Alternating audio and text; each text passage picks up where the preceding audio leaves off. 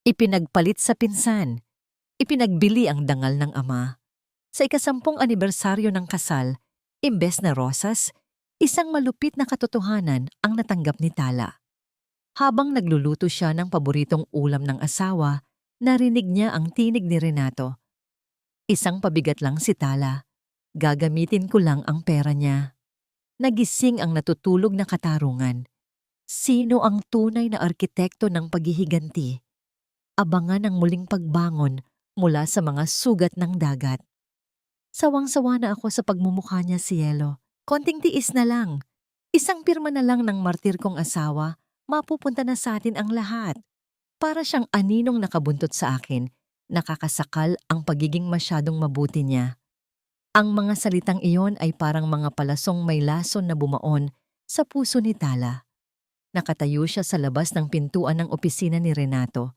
Bitbit ang isang pilak na tray kung saan maingat niyang inihanda ang paboritong adobo sa puti ng kanyang asawa. Iyon ang kanilang ika-10 anibersaryo.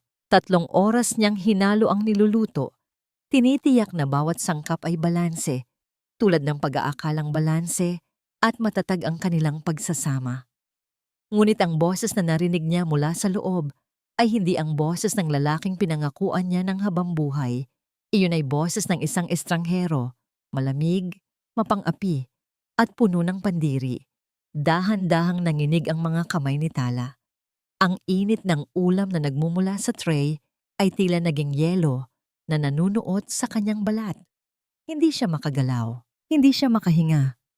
Ang bawat salita ni Renato ay tila malalakas na hampas ng alon sa isang pampang na unti-unting guguho. Huwag kang mag-alala. Mahal. Pagpapatuloy ni Renato sa kabilang linya. Mas malambing ang tono ngayon. Ang tonong dati ay tanging kay Tala lang inilalaan. Ang bahay sa Cebu? Naayos ko na ang mga papeles. Hindi niya alam na nakasangla na yon. Ang perang kinuha ko sa trust fund ni Sofia, sapat na para mabili ang lupang gusto mo rito sa Manila. Isang gabi na lang, Cielo. Pagkatapos ng pesteng anibersaryo na ito, malaya na tayo sa kanya. Isang gabi na lang. Ang tray na hawak ni Tala ay dahan-dahang tumagilid. Ang porselanang pinggan na pamana pa ng kanyang yumaong ama, ang pinggang sinasabi ni Renato na itatago nila para sa kasal ng kanilang anak balang araw, ay nadulas mula sa tray. Bumagsak ito sa sahig at nagkapit piraso. Ang tunog ng pagkabasag ay umalingaw-ngaw sa tahimik na hallway, isang malakas na pagputok na tila hudyat ng pagtatapos ng kanyang mundo. Ang masarap na amoy ng adobo ay humalo sa amoy ng alikabok at pagkawasak. Hindi sumigaw si Tala. Ang kanyang lalamunan ay tila binarahan ng mga bubog. Ang kanyang paningin ay lumabo. Hindi dahil sa luha, kundi dahil sa biglang pagdilim ng kanyang paligid. Ang bawat tibok ng kanyang puso ay parang isang mabigat na martilyo na dumudurog sa kanyang dibdib. Doon, sa gitna ng nagkalat na pagkain at basag na porselana, natanto niya ang pangalawang dagok. Hindi lang pala ang kanyang puso ang ninakawan. Ang bahay ng kanyang ama, ang huling alaala ng kanyang kabataan, ang tanging ari-arian na nag-uugnay sa kanya, sa kanyang mga ugat sa Cebu, ay ipinagkanulo na rin ng lalaking tinawag niyang tahanan. Bumukas ang pinto ng opisina. Lumabas si Renato. Bakas ang pagkagulat sa kanyang muka na agad ding napalitan ng isang mapanlinlang na pag-aalala. Tala, anong nangyari? Bakit ka narito? Lumapit si Renato. Akmang hahawakan ng kanyang balikat.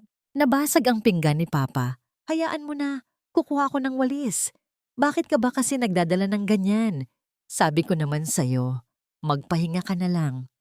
Tiningnan ni Tala ang mga kamay ni Renato. Ang mga kamay na yon na humahawak sa kanya, nang may pagmamahal ay siya ring mga kamay na pumirma sa kanyang kamatayan bilang isang asawa. Ang bango ng pabango ni Renato na dati ay nagpapakalma sa kanya. Ngayon ay tila amoy ng isang nabubulok na kasinungalingan. Napansin ni Tala ang isang bagay sa kwelyo ni Renato. Isang bahagyang mantsa ng pulang lipstick Kasing kulay ng dugong tila umaagos mula sa kanyang sugatang puso. Renato, mahinang sambit ni Tala. Ang kanyang boses ay tila galing sa ilalim ng lupa, tuyo at walang buhay. Bakit mahal?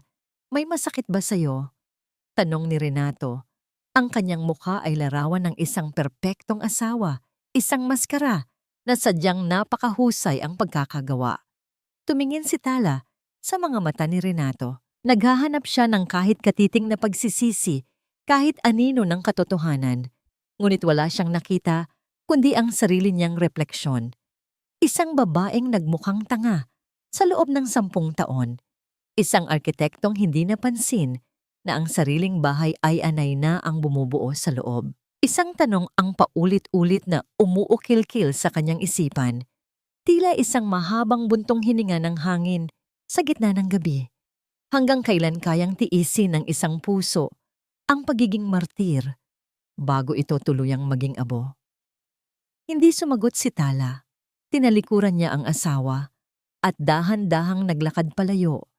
Bawat hakbang ay tila pagtapak sa mga basag na piraso ng kanyang sariling buhay. Nararamdaman niya ang titig ni Renato sa kanyang likuran. Isang titig na puno ng pagtataka at nakatagong panganib. Pagpasok niya sa kanilang silid, isinara niya ang pinto at sumandal dito. Ang katahimikan ng silid ay naging bingi. Doon, sa dilim, dahan-dahang gumapang ang kanyang kamay sa kanyang tiyan. May isa pang sikreto na hindi alam ni Renato. Isang sikretong dapat sana ay magiging regalo niya para sa kanilang anibersaryo. Ngunit paano niya isisilang ang isang buhay sa gitna ng isang libingan ng mga panunumpa? Narinig niya ang pagkatok ni Renato sa pinto. Tala, buksan mo ito. Mag-uusap tayo. Huwag kang maging madrama. Pinggan lang yon. Ang salitang pinggan lang ay tila huling mitya na tumapos sa pasensya ni Tala. Ang kanyang mga mata ay unti-unting nagbago. Mula sa pait, lumitaw ang isang matalim na ningas.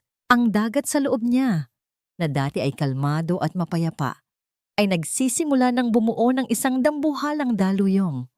Dahan-dahan niyang kinuha ang kanyang telepono at may dinial na numero. Isang numerong matagal na niyang iniwasan, ngunit ngayon ay siya na lamang niyang pag-asa. Mateo, bulong niya nang sumagot ang nasa kabilang linya. Kailangan ko ng tulong mo, ngayon na. Sa labas ng bintana, ang langit ng Cebu ay nagsisimulang magdilim. Ang mga alon sa dalampasigan ay nagngangalit, tila nagbabala na ang gabi ay hindi matatapos ng payapa. Sabi ng asawa ko, itatapon na ang mga lumang gamit dito. Masyadong amoy-amag, hindi bagay sa isang modernong mansyon na itatayo namin. Ang boses na yon ay hindi dapat naroroon, hindi sa loob ng bahay na ito. Napatigil si Tala sa harap ng malaking pintuang nara ng kanilang ancestral house sa Cebu. Ang bawat hakbang niya sa batong hagdanan ay tila pag-akyat sa isang bundok ng mga tinik. Ang amoy ng dagat na dati ay nagbibigay sa kanya ng kapayapaan. Ngayon ay tila may dalang lason. Ang tunog ng mga alon sa di kalayuan ay hindi na isang hele, kundi isang babala ng paparating na unos. Dahan-dahan niyang itinulak ang pinto. Ang mga bisagra ay naglabas ng isang mahabang daing. Tila ang bahay mismo ay umiiyak sa pagpasok ng tunay nitong may-ari. Sino ang nariyan? Tanong ng isang boses mula sa itaas. Isang boses na puno ng kapangyarihan at pagmamalaki, na para bang siya ang nagmamay-ari ng bawat hibla ng kahoy sa gusaling ito. Bago pa makasagot si Tala, isang matandang lalaki ang lumitaw mula sa gilid ng hardin. Si Mang Lando. Ang kanyang mga mata, na halos natatakpan na ng katarata, ay tila nakakita ng isang multo nang mamukhaan si Tala. Ma'am Tala? Kayo po ba yan? Ang boses ng matanda ay nanginig. Ang kanyang mga kamay na magaspang dahil sa ilang dekadang paghuli ng isda ay humawak sa kanyang sombrero. Akala ko po ay ipinagbili niyo na ang lugar na ito. Sabi ng babaeng nasa loob, siya na raw ang bagong may-ari. Pinapalayas na niya ako sa maliit kong kubo sa likod. Ang bawat salita ni Mang Lando ay tila isang mitya na sumisindi sa natitirang pasensya ni Tala. Mang Lando, walang nagbenta ng bahay na ito. Ito ay sa akin. Ito ay sa ama ko. Pero ma'am, di lumingon ang matanda sa itaas ng hagdanan. Marami na po silang inilabas na kagamitan.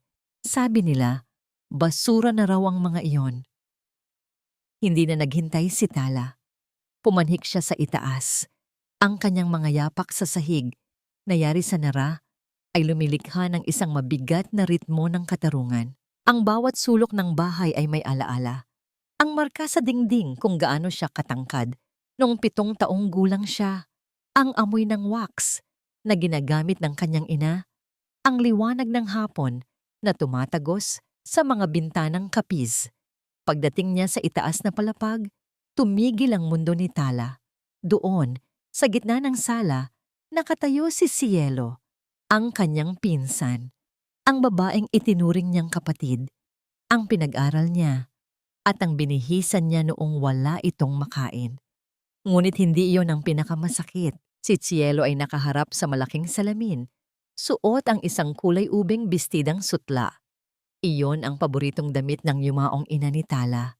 Ang damit na maingat na nakatago sa isang baul, na balak sanang isuot ni Tala sa binyag ng kanyang anak. Bagay sa akin, di ba? Nakangiting sabi ni Cielo habang hinihimas ang tela. Hindi pa napapansin ang presensya ni Tala. Masyadong malaki ito para kay Tala. Masyado siyang tuyot para sa ganitong kagandahan. Kapag nakuha na namin ang titulo, susunugin ko lahat ng litrato ng tatay niya. Masyadong nakakatakot ang tingin sa akin mula sa dingding. Isang malamig na hangin ang umihip mula sa bintana. Pinalipad ang kurtina at tila hinahaplos ang pisngi ni Tala. Sa sandaling iyon, ang takot ay napalitan ng isang matalim na galit. Isang galit na kasing lalim ng kailaliman ng dagat sa Cebu. Hubarin mo ang damit na yan, Cielo. Napatalon sa gulat si Cielo. Mabilis siyang lumingon. Ang kanyang mukha na kanina ay puno ng kislap ay agad na naging maputla. Bago unting bumalik ang isang mapang-uyam na ngiti. Ate Tala, nandito ka pala, sabi ni Cielo sa isang malambing na tono. Ngunit ang kanyang mga mata ay nananatiling matigas. Ginulat mo naman ako. Akala ko ba ay nasa Manila ka at nagluluto para sa anibersaryo niyo ni Renato? Sayang naman ang pagod mo. Mukhang hindi siya uuwi sa inyo mamaya. Dahan-dahang lumapit si Tala. Ang bawat hakbang niya ay tila isang banta. Sabi ko, hubarin mo ang damit ng nanay ko. Wala kang karapatang hawakan ang kahit anong gamit sa bahay na ito. Tumawa si Cielo, isang tawang tila tunog ng mga basag na kristal. Karapatan? Ate, masyado kang makaluma. Ang karapatan ay nasa taong may hawak ng papeles. At ayon kay Renato, ang bahay na ito ay pag-aari na namin. Ako ang magiging bagong reyna dito, habang ikaw ay magiging isang ala-ala na lang na pilit naming kakalimutan. Hinarap ni Cielo si Tala. Ang kanyang kamay ay humawak sa bewang. Lalong idiniin ang ganda ng damit na hindi sa kanya. Bakit hindi ka nalang sumuko, ate? Alam naman nating dalawa na mas mahal ako ni Renato. Ako ang nagbibigay sa kanya ng saya na hindi mo kayang ibigay sa loob ng 10 taon. Isang tuyot na arkitekto laban sa isang babaeng marunong magmahal, alam mo na ang sagot. Hindi kumurap si Tala.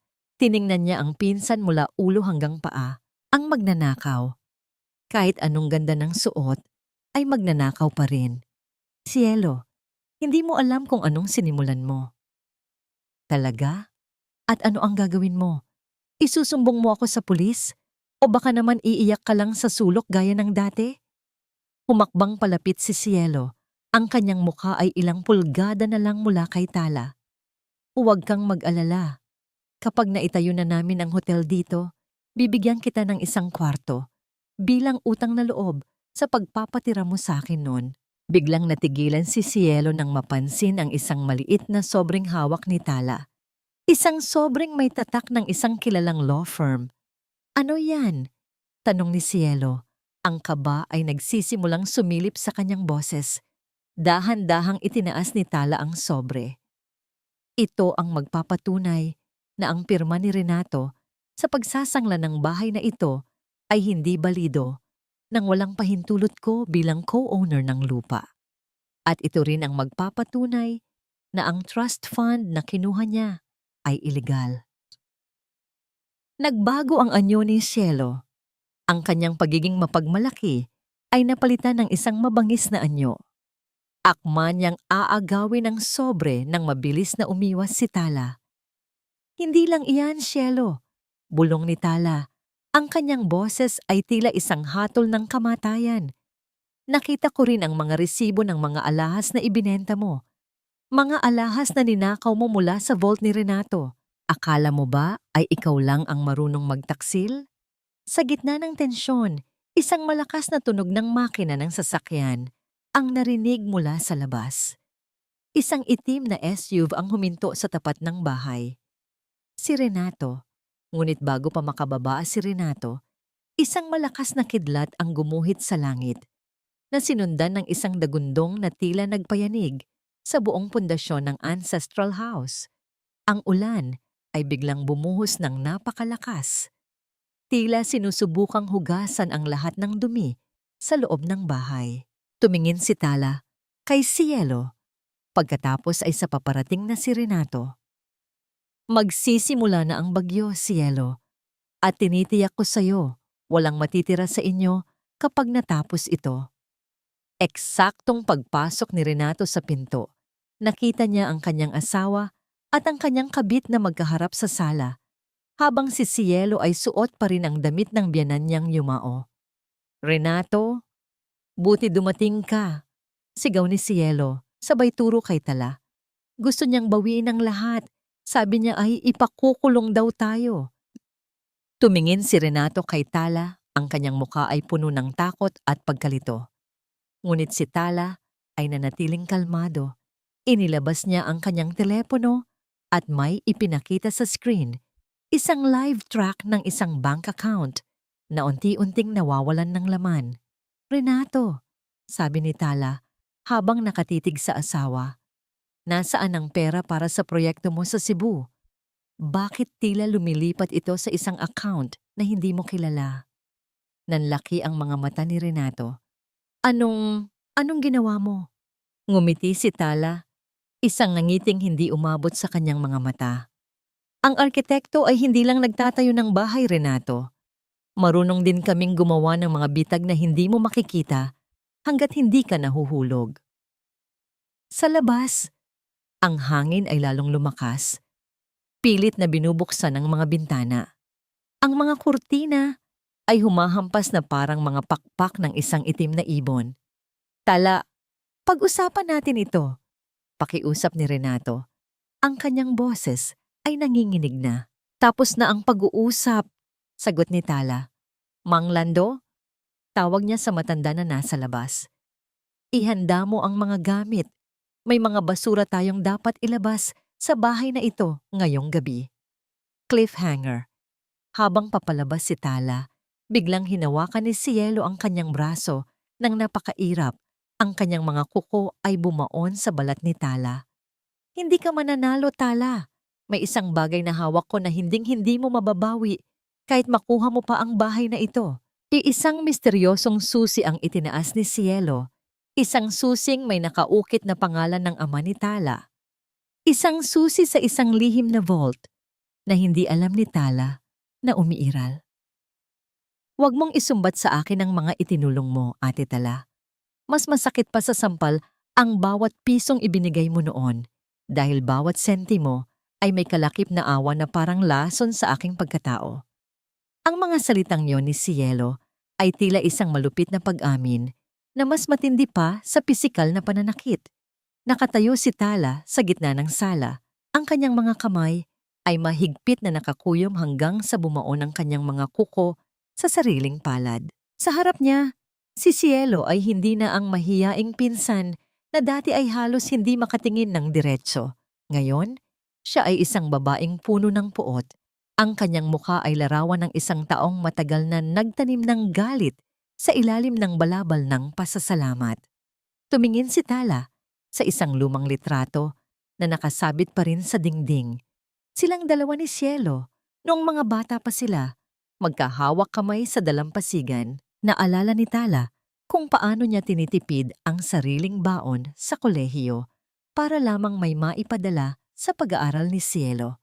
Naalala niya ang mga gabi na hindi siya natutulog upang tapusin ang mga proyekto sa arkitektura.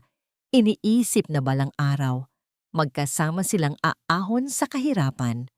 Ang bawat sakripisyong yon ay tila naging mga butil ng buhangin na ngayon ay isinasabog sa kanyang mga mata. Nagdudulot ng hapdi na hindi kayang hugasan ng kahit anong luha. Binigyan kita ng tahanan, Cielo. Mahinang sambit ni Tala. Ang kanyang boses ay nanginginig sa pagpipigil ng emosyon. Pinatira kita rito noong wala kang matuluyan. Pinag-aral kita para magkaroon ka ng dangal. Iyan ba ang tinatawag mong lason? Ang pagmamahal na ibinigay ko sa iyo ng walang pag-aalinlangan? Tumawa ng mapakla si Cielo. Isang tunog na tila pagkiskis ng kalawang sa bakal. Pagmamahal o pagyayabang? Gusto mo lang pakiramdam na ikaw ang tagapagligtas. Gusto mong habang buhay akong nakayuko sa'yo dahil sa utang na loob na yan. Well, guess what, ate? Binayaran ko na ang utang ko. Kinuha ko ang asawa mo dahil iyon ang tanging paraan para makita mong hindi ka perpekto. Para makita mong pati ang pinakaingat-ingatan mo, kayang-kayang talikuran ka para sa akin. Lumapit si Renato. Ang kanyang mukha ay puno ng pagkabalisa. Cielo, tama na. Tala, huwag mo na siyang pilitin. Alam mo namang nahihirapan din si Cielo dahil sa utang na loob na sinasabi mo. Pakiramdam niya ay palagi siyang anino mo. Ang pagtatanggol ni Renato sa kanyang kabit ay tila isang huling hantungan para sa natitirang respeto ni Tala sa kanyang asawa. Ang kanyang lalamunan ay tila binarahan ng tuyong damo, mahapdi at mahirap lunukin. Ang hangin sa loob ng bahay ay tila naging malapot, bawat hininga ay isang pakikibaka. Ang kanyang puso ay tumitibok ng mabilis, isang marahas na ritmo na tila gustong kumawala sa kanyang dibdib. Anino? Tanong ni Tala. Ang kanyang paningin ay nakatitok kay Renato. Ginawa ko siyang liwanag, Renato.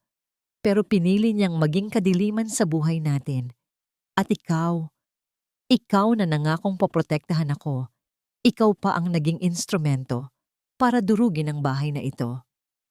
Sa sandaling iyon, ang lahat ng pagsisikap ni Tala na maging matatag ay tila gumuho. Nararamdaman niya ang malamig na pawis sa kanyang noo at ang panghihina ng kanyang mga tuhod. Ngunit sa gitna ng panghihina, isang matalim na kirot sa kanyang tiyan ang nagpaalala sa kanya ng buhay na nasa loob niya. Isang buhay na hindi dapat madamay sa dumi ng kanilang pagtataksil. Huminga siya ng malalim, pilit na pinapakalma ang kanyang sistema. Hindi siya pwedeng bumagsak ngayon, hindi sa harap ng mga taong naghahanap ng kahinaan sa kanya. Kung ang pagtulong ko ay naging lason sa'yo, Cielo, baka dahil may sakit na ang kaluluwa mo bago ko pa ito sinubukang gamutin, sabi ni Tala. Ang kanyang boses ay naging kasing lamig ng gabi sa Cebu. At tungkol sa utang na loob, huwag kang mag-alala. Mula sa araw na ito, bayad ka na. Wala ka ng ate, wala ka ng pamilya, pero tandaan mo ito, ang lahat ng kinuha mo sa akin nang may pandaraya, ibabalik mo ng may kasamang interes. Hindi ng pera, kundi ng bawat patak ng dignidad na iniisip mong nakuha mo. Lumakad si Tala patungo sa pinto.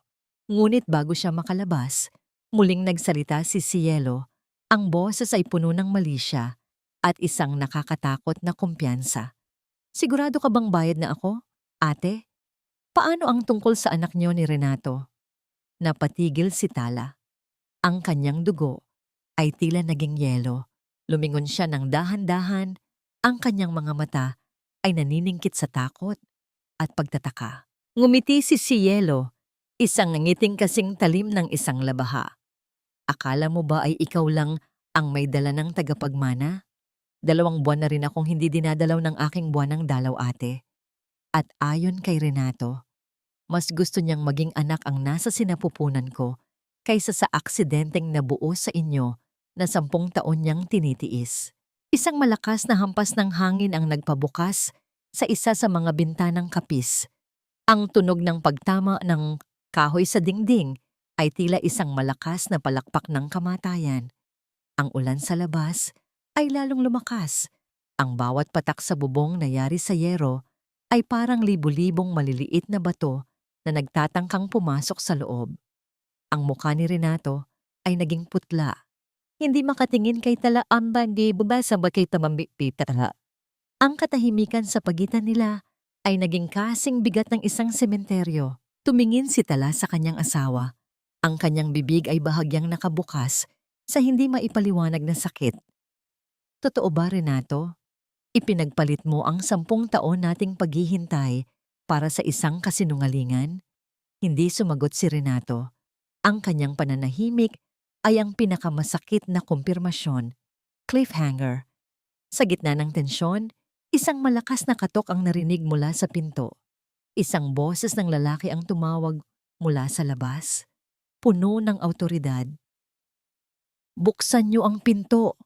Pulis ito. May ulat kami ng ilegal na pagbebenta ng mga ari-ariang nasa ilalim ng litigation. Ngunit bago pa makagalaw ang sinuman, si Cielo ay mabilis na may kinuhang isang bote ng likido mula sa kanyang bag at itinapon ito sa sahig, malapit sa mga lumang kurtina. Ang amoy ng gaas ay agad na kumalat, kasabay ng pagkislap ng isang lighter sa kanyang kamay. Kung hindi mapupunta sa akin ang bahay na ito, Tala, walang makikinabang dito. Susunugin ko ang bawat alaala mo. Ibaba mo ang lighter na yan, Cielo. Huwag mong idamay ang mga alaala ng taong nagbigay sa iyo ng lahat. Dahil sa huli, ikaw lang ang tutupukin ng sarili mong galit.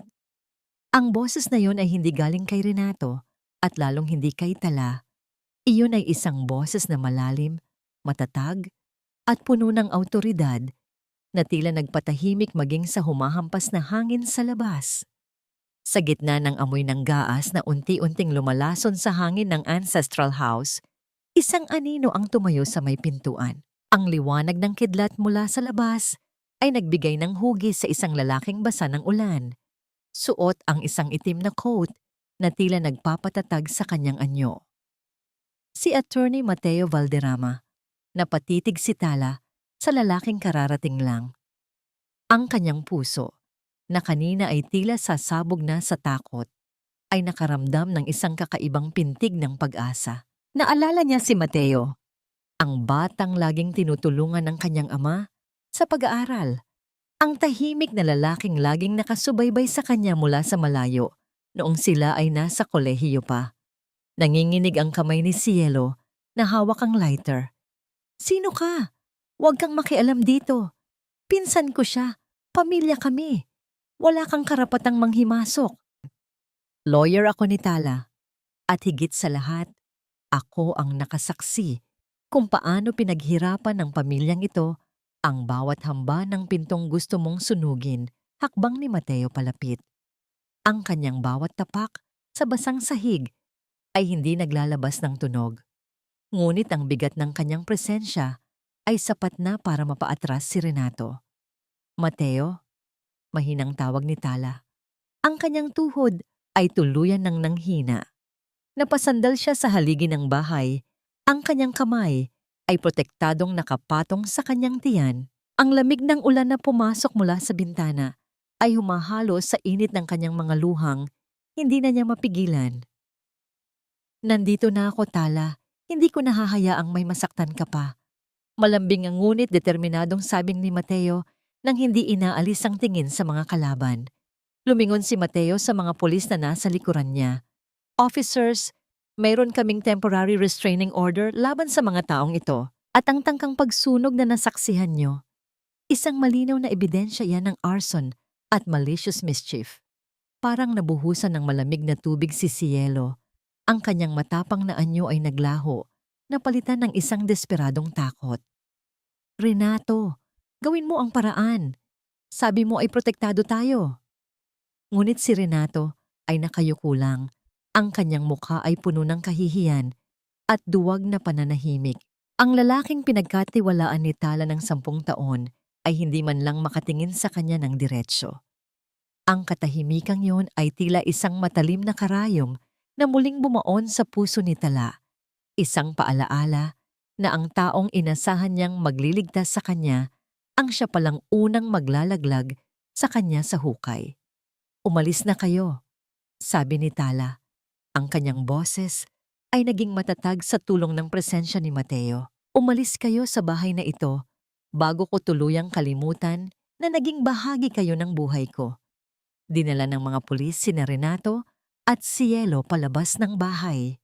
Ang bawat hakbang ng pagkaladkad sa kanila ay tila pagtatanggal ng isang malaking tinik sa lalamunan ni Tala.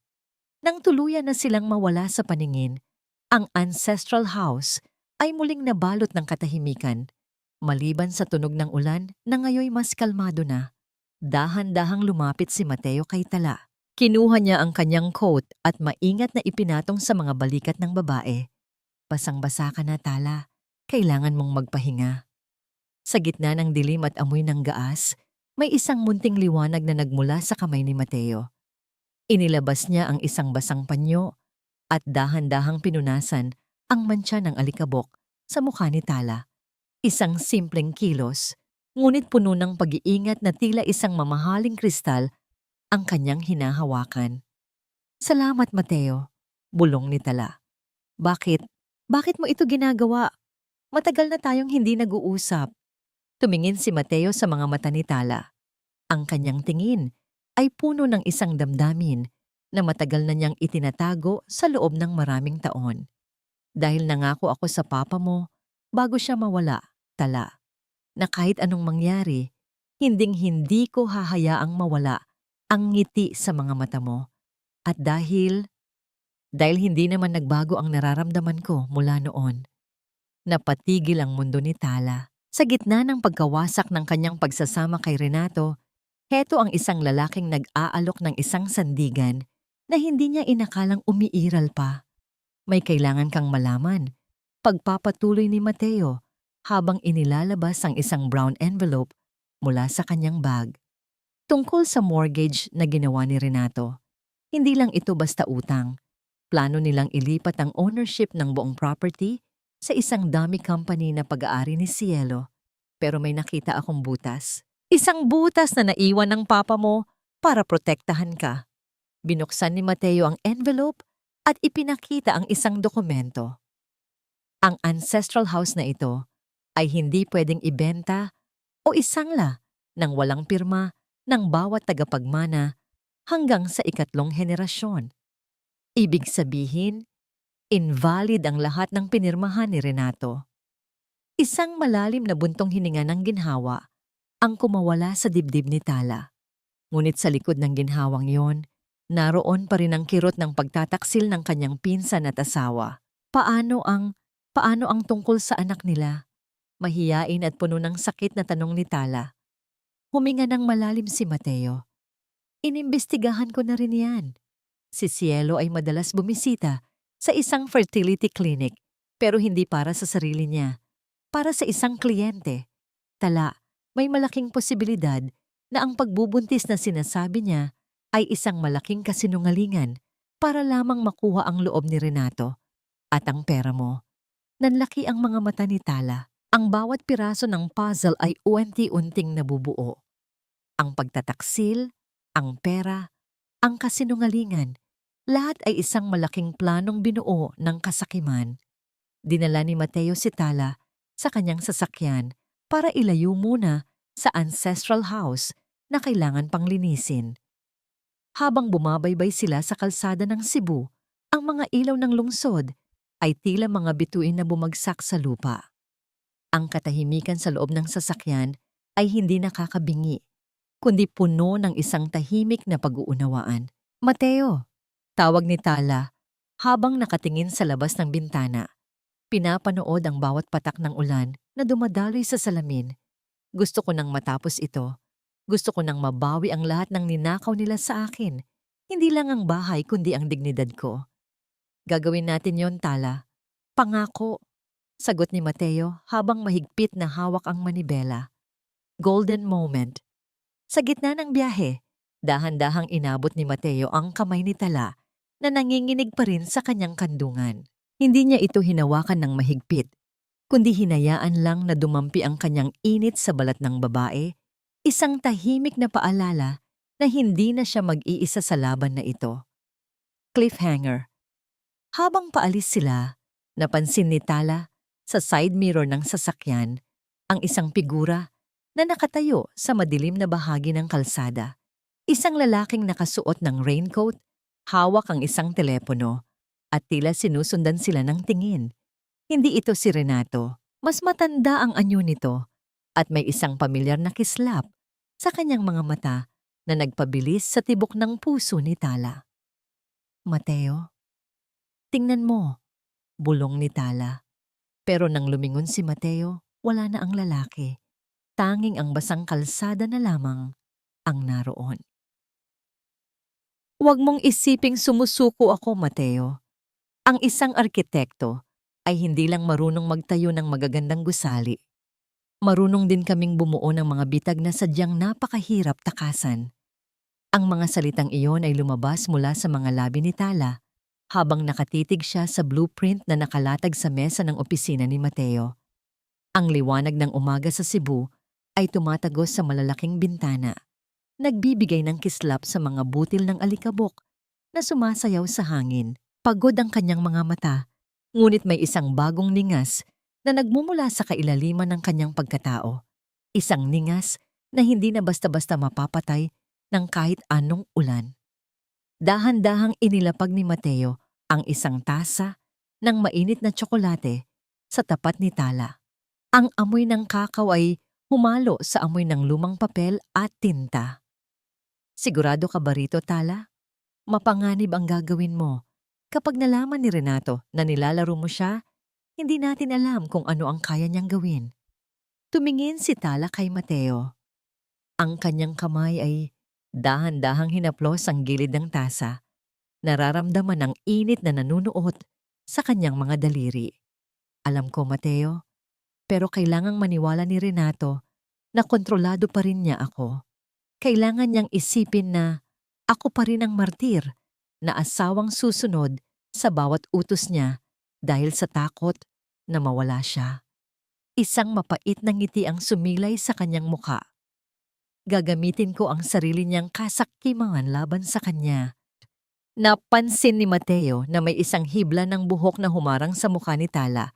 Hindi siya nag-atubiling itaas ang kanyang kamay at dahan-dahang inilagay ang buhok sa likod ng tainga ng babae. Ang kanyang mga daliri ay bahagyang dumampi sa balat ni Tala. Isang haplos na kasinggaan ng pakpak ng paru-paro, ngunit nagdulot ng isang mabilis na pintig sa puso ng dalawa. Narito lang ako, Tala, bulong ni Mateo. Hinding-hindi kita iiwan sa laban na ito. Huminga ng malalim si Tala. Kinuha ang kanyang telepono at dinial ang numero ni Renato. Ang bawat tunog ng pagring ay tila isang tibok ng relo na nagbibilang ng nalalabing oras ng kaligayahan ng kanyang asawa. Hello, Renato? Ang boses ni Tala ay biglang nagbago. Naging mahina, nanginginig, at puno ng pagkukunwaring pagsisisi. Nandito ako sa Cebu. Patawarin mo ako sa nangyari kagabi. Nabigla lang ako. Hindi ko kayang mawala ka, Renato. Kahit ano, gagawin ko. Huwag mo lang akong iwan. Sa kabilang linya, narinig ang isang mapang-uyam na tawa ni Renato na sinundan ng isang mahabang buntong hininga ng tagumpay. Mabuti naman at natauhan ka na, Tala. Akala ko ay tuluyan ka nang naging matigas. Alam mo naman na para sa atin din ang ginagawa ko. 'Di ba? Para sa hinaharap natin. Alam ko, mahal, sagot ni Tala, habang ang kanyang mga mata ay nakatitok sa dokumentong inihanda ni Mateo. Isang pekeng panukala para sa isang seaside resort project na sadyang idinisenyo para ubusin ang lahat ng natitirang pondo ni Renato. Mayroon akong naisip na paraan para mabawi natin ang utang sa ancestral house. Isang malaking proyekto dito sa Cebu. Kung ililipat mo ang lahat ng puhunan natin dito, mas malaki ang kikitain natin kaysa sa mga transaksyon mo sa Manila. Talaga? Ipadala mo sa akin ang detalye. Mabilis na sagot ni Renato. Ang kasakiman sa kanyang boses ay hindi na maikakaila. Pero kailangan nating magkita. Gusto kong pirmahan mo ang lahat ng papeles para wala ng aberya. Sige Renato, magkita tayo sa susunod na linggo. Sabi ni Tala bago niya dahan-dahang ibinaba ang telepono. Naramdaman ni Tala ang isang matinding pandidiri sa kanyang sarili dahil sa pagsisinungaling, ngunit alam niyang ito lamang ang tanging paraan. Tumingin siya kay Mateo na kanina pa nakikinig.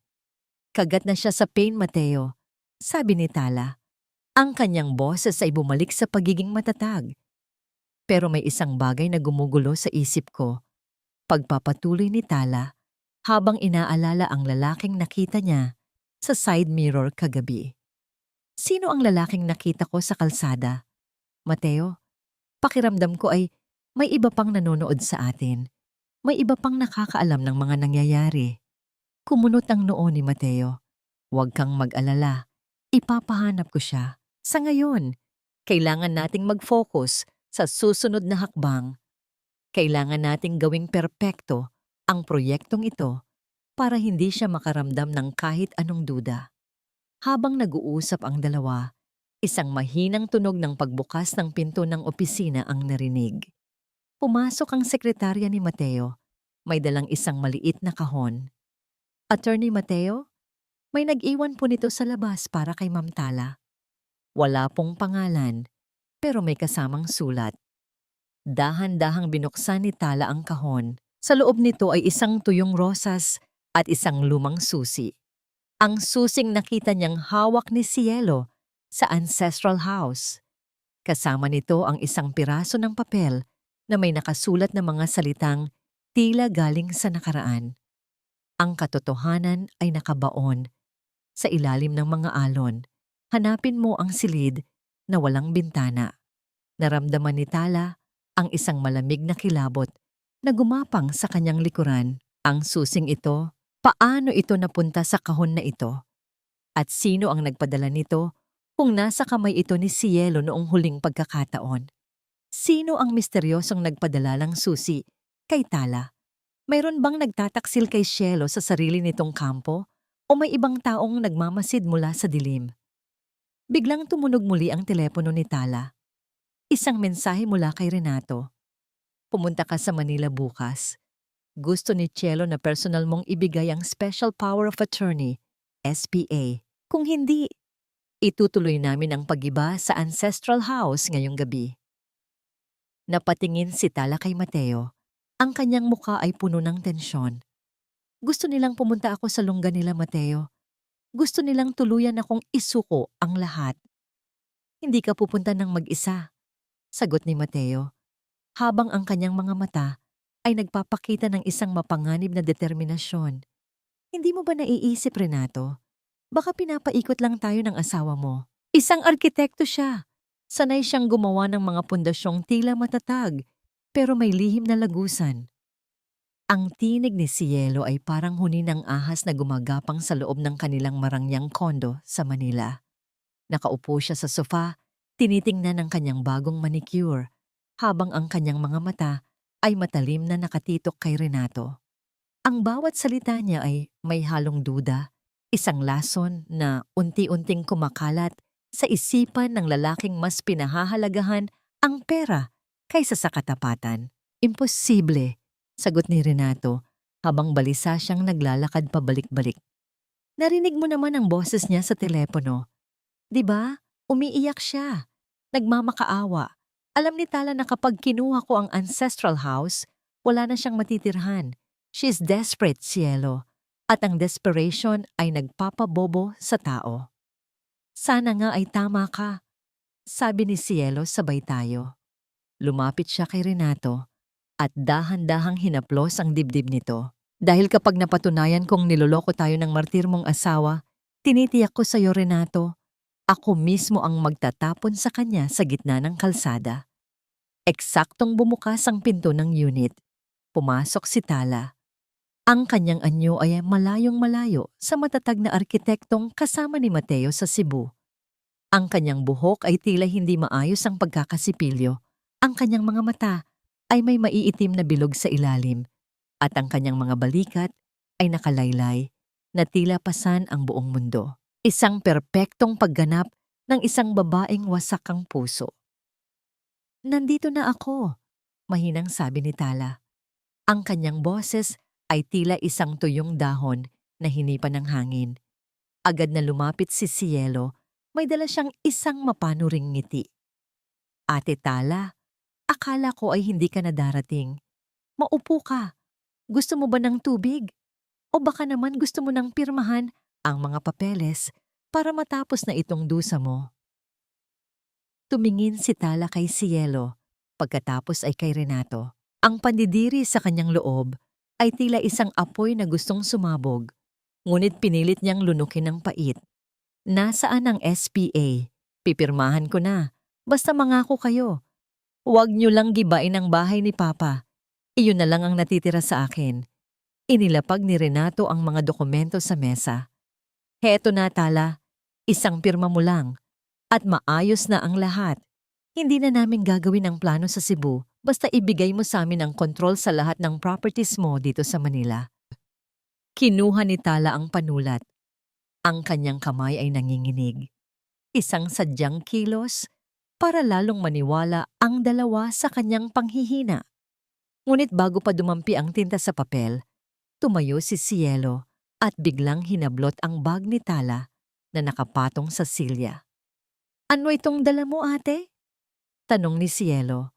Ang kanyang boses ay puno ng hinala. Wala. Mga gamit ko lang yan, sagot ni Tala. Pilit na inaabot ang bag, ngunit mabilis itong inilayo ni Cielo. Binuksan ni Cielo ang bag at hinalughog ang loob nito.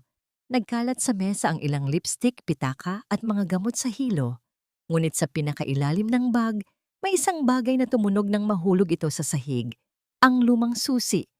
Ang susing ipinadala ng misteryosong tao kay Tala. Nanlaki ang mga mata ni Cielo nang makita ang susi. Mabilis niya itong pinulot at itinapat sa mukha ni Tala. Saan mo nakuha ito? Ito ang susing nawawala sa ancestral house. Paano ito napunta sa iyo? Napatayo rin si Renato. Ang kanyang mukha ay naging seryoso. Tala, akala ko ba ay wala kang alam tungkol sa vault na sinasabi ni Cielo? Bakit nasa iyo ang susing ito? Nararamdaman ni Tala ang mabilis na tibok ng kanyang puso. Ito ang bahagi na hindi niya inaasahan. Ngunit bago pa siya makapagsalita, napansin niya ang isang kakaibang reaksyon sa mukha ni Cielo. Hindi lang ito galit, ito ay takot. Isang matinding takot na tila nakakita ng isang multo mula sa nakaraan. Sa gitna ng tensyon, dahan-dahang tumayo si Tala. Hindi na siya nakayuko. Ituwid niya ang kanyang likod at tinitigan si Cielo ng diretso sa mga mata. Ang katahimikan sa loob ng silid ay naging kasing talim ng isang kutsilyo. Bakit ka natatakot sa susing yan, Cielo? Dahil ba alam mo kung anong katotohanan ang nakatago sa likod ng pintong binubuksan nito? O dahil alam mong hindi ka kailanman magiging sapat para palitan ako sa buhay na ito? Manahimik ka! Sigaw ni Cielo. Akmang sasampalin si Tala nang mabilis na hinawakan ni Renato ang kanyang braso. Cielo, tama na, sabi ni Renato. Ngunit ang kanyang tingin ay nananatiling nakatitok sa susi. Tala, sabihin mo ang totoo. Sino ang nagbigay sa iyo nito? Ang taong nakakaalam ng lahat ng kasalanan niyo. Sagot ni Tala. Ang kanyang boses ay naging matatag at puno ng misteryo. Biglang tumunog ang intercom ng kondo. Isang boses mula sa lobby ang nagsalita. Sir Renato, mayroon pong delivery para sa inyo. Isang malaking bulaklak ng patay. Ang nakasulat po sa card, para sa anibersaryo ng inyong pagtataksil. Naging putla ang mukha ni Renato. Si Cielo naman ay napaupo sa sofa Ang kanyang mga kamay ay nanginginig habang hawak ang lumang susi. Sino ang nagpadala ng bulaklak ng patay sa kondo ni Renato?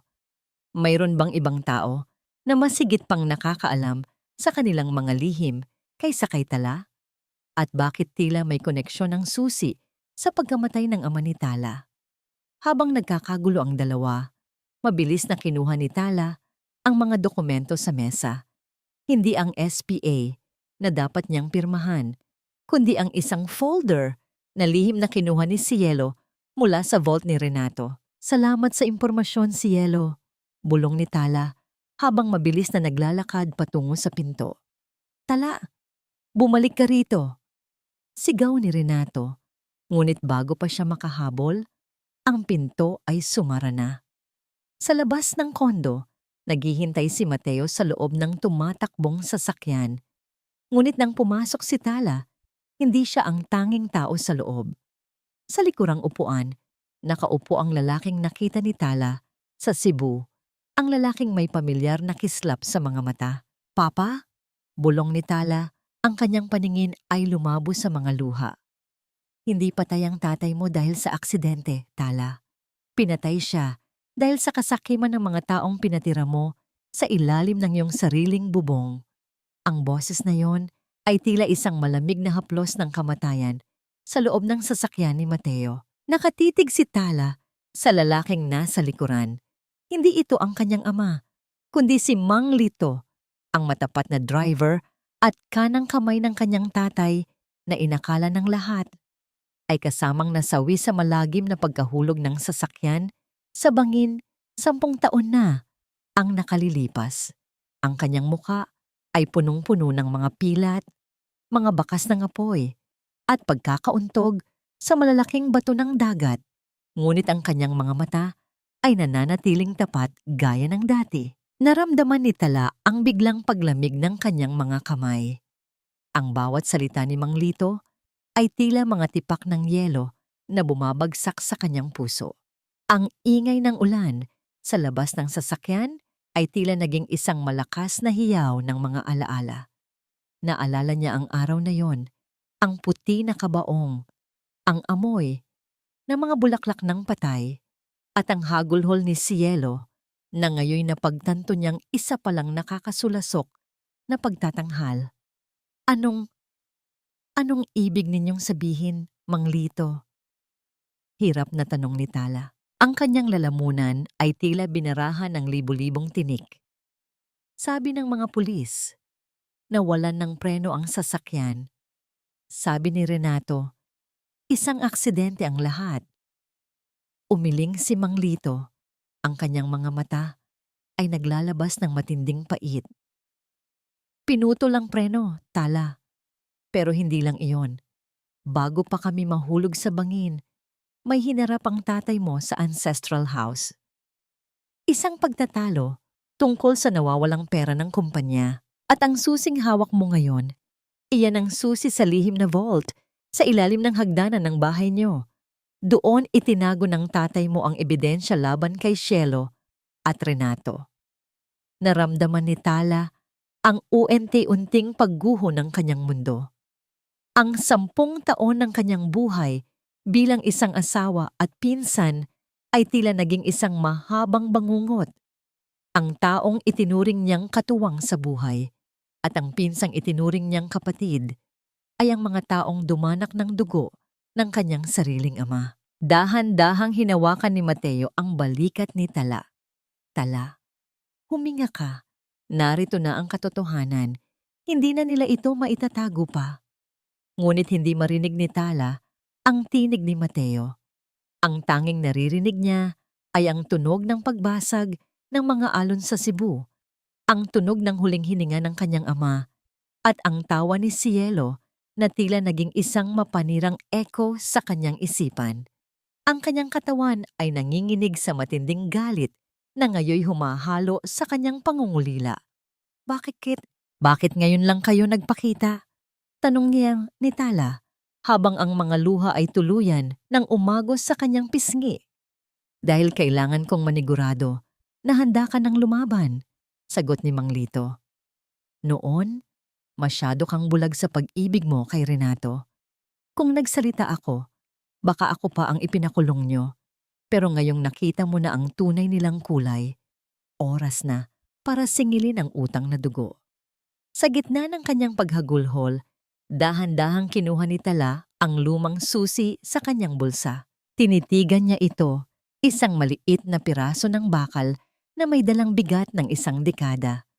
Inilapit niya ang susi sa kanyang dibdib.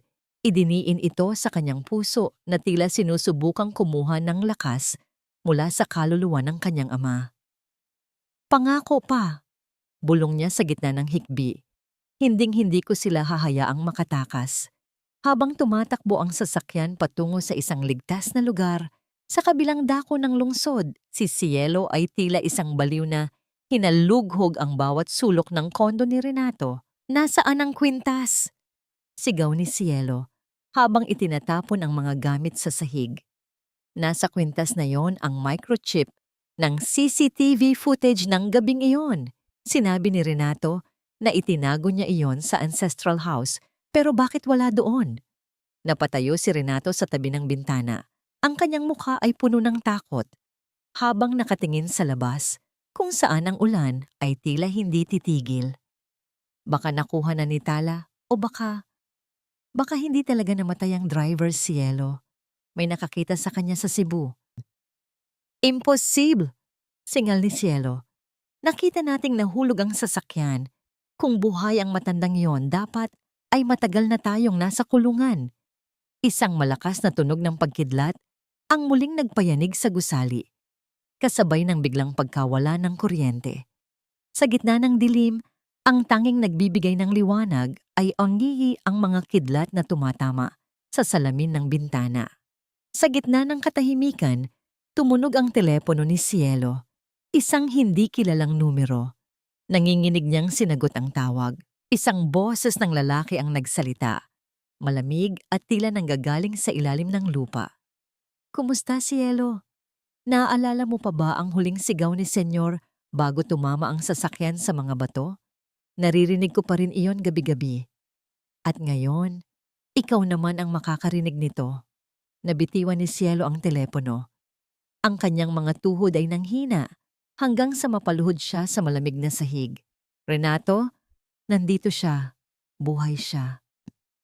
Anong microchip ang tinutukoy ni Cielo na nasa loob ng isang kwintas?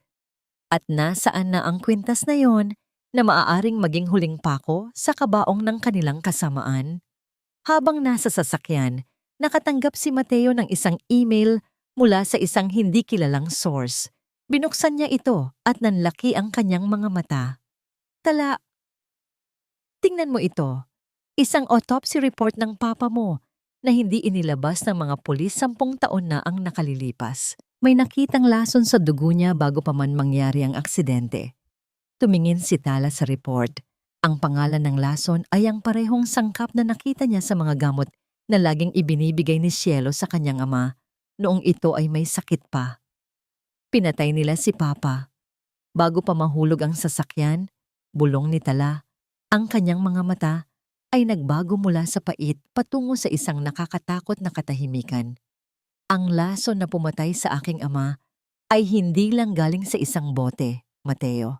Galing ito sa mga kamay na pinagkatiwalaan ko ng aking buhay, sa mga taong pinagsilbihan ko ng may pagmamahal sa loob ng 10 taon. Ang boses ni Tala ay tila isang malamig na bulong na humahalo sa ugong ng makina ng sasakyan. Nakatingin siya sa kawalan. Ang kanyang mga kamay ay nakapatong sa kanyang kandungan. Nanginginig, ngunit pilit na pinatitigas. Ang bawat salita sa autopsy report ay tila isang malakas na sampal na nagpaggising sa kanyang natutulog na katarungan. Hindi lang pala siya basta niloko. Pinanood siyang magdusa ng mga taong pumatay sa kanyang magulang. Habang nagluluto siya para kay Renato, habang binibihisan niya si Cielo, ang mga ito ay lihim na tumatawa sa likod ng kanyang mga balikat. Bitbit ang amoy ng kamatayan ng kanyang ama. Naramdaman ni Tala ang isang matinding hapdi sa kanyang lalamunan. Ang bawat hininga niya ay tila may kasamang bubog. Ang kanyang puso ay hindi na lamang tumitibok. Ito ay tila isang sugatang ibon na pilit na kumakawala sa isang hawla ng puot. Tala, huwag mong hayaang kainin ka ng galit. Mahinahong paalala ni Mateo habang maingat na minamaneho ang sasakyan pabalik sa Cebu. Gagamitin natin ang katotohanan ito para ibagsak sila, pero kailangan nating mahanap ang kwintas na sinasabi ni Mang Lito. Iyon ang huling piraso ng puzzle. Tumingin si Tala sa kanyang sariling mga palad. Naalala niya kung paano niya hinahawakan ang mga kamay ni Cielo noong may sakit ito, kung paano niya hinahaplos ang noo ni Renato tuwing pagod ito sa trabaho. Isang mapait na luha ang pumatak sa kanyang palad. Ang mga kamay na ito ay ginamit ko para alagaan ang mga pumatay sa tatay ko, bulong niya.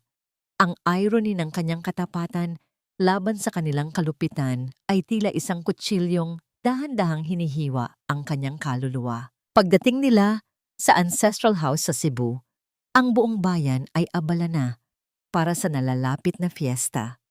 Ang mga kalsada ay puno ng makukulay na banderitas na sumasayaw sa hangin. Ang amoy ng litson at mga kakanin ay humahalo sa alat ng dagat. Ngunit para kay Tala, ang bawat kulay ay tila naging abo. Ang saya ng paligid ay isang malupit na kabaligtaran sa dilim na namamayani sa loob ng bahay. Mang Lando, itago niyo muna si Mang Lito sa likod ng bahay. Utos ni Mateo nang makarating sila. Tala, kailangan na nating buksan ang vault. Dahan-dahan silang pumasok sa ilalim ng hagdanan sa isang maliit na pinto na halos hindi mapapansin dahil sa kapal ng mga lumang gamit. Inilabas ni Tala ang lumang susi. Ang kanyang puso ay parang tambol na nagwawala sa loob ng kanyang dibdib. Isinaksak niya ang susi sa butas ng bakal. Ang marahang pag-ikot ng mekanismo sa loob ay tila isang tinig mula sa hukay. Nang bumukas ang pinto, isang amoy ng lumang papel at alikabok ang sumalubong sa kanila. Sa loob, may isang maliit na kahon na yari sa nara. Binuksan ito ni Tala. Sa loob ay naroon ang kwintas, isang medalyon na may larawan ni Tala noong bata pa siya. Ngunit nang buksan niya ang likod ng medalyon, doon ay nakatago ang isang maliit na microchip. Heto na, Mateo, sabi ni Tala.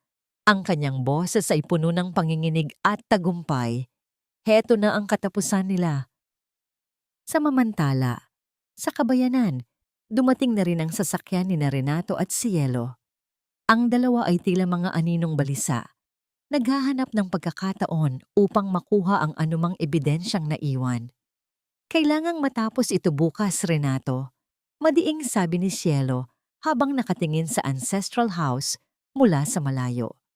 Kapag naipakita natin ang pekeng SPA sa harap ng mga opisyal ng bayan sa gitna ng fiesta, wala nang magagawa si Tala. Mapapaalis na natin siya ng tuluyan. Pero ang driver, Cielo, paano kung totoo ang balita? Tanong ni Renato. Ang kanyang pawis ay tila mga butil ng takot na dumadaloy sa kanyang muka. Huwag kang duwag, singhal ni Cielo. Bukas sa gitna ng selebrasyon, lulunurin natin si Tala sa sarili niyang luha. Ano ang eksaktong nakarecord sa microchip na ikinatatakot ni Cielo at Renato nang higit pa sa kamatayan? At sino ang kasabwat nilang pulis na nagtago ng autopsy report 10 taon na ang nakalilipas? Habang sinusuri ni Mateo ang microchip sa kanyang laptop, biglang namatay ang mga ilaw sa buong ancestral house. Sa katahimikan, narinig nila ang marahang tunog ng pagpihit ng doorknob sa itaas na palapag. Hindi ito si Mang Lando. Isang pamilyar na amoy ng mamahaling pabango ang humalo sa hangin. Ang pabangong laging suot ni Renato.